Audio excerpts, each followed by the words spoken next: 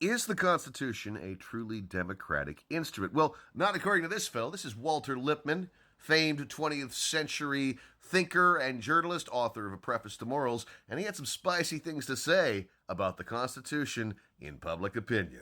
The American people came to believe that their Constitution was a democratic instrument and treated it as such. They owe that fiction to the victory of Thomas Jefferson, and a great conservative fiction it has been. It is a fair guess that if everyone had always regarded the Constitution as did the authors of it, the Constitution would have been violently overthrown because loyalty to the Constitution and loyalty to democracy would have seemed incompatible. And honestly, he's not wrong. Part of being a liberal or a leftist in American life is adhering to the Constitution as a sacrosanct document. But this has largely been a marketing tool. The great irony is that while Jefferson believed that spontaneous revolutions were essential to the growth of America, there was also an element of conformity in adhering so closely to the Constitution. And perhaps the notion of adding amendments to the Constitution creates the illusion of a flexible and malleable democracy. And don't get me wrong, the Constitution does have some great things in it. But the present war against progressives,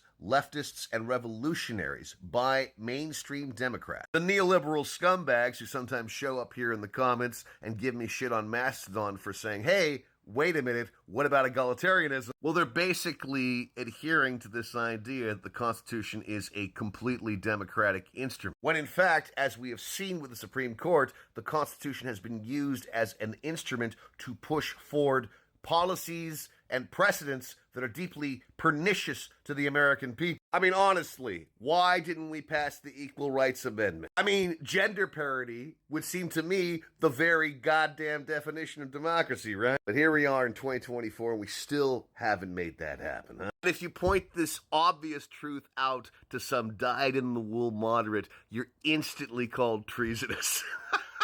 No, man, I'm just being patriotic. I mean, Jefferson was down with Shays' Rebellion. Can I be down for human rights revolutions?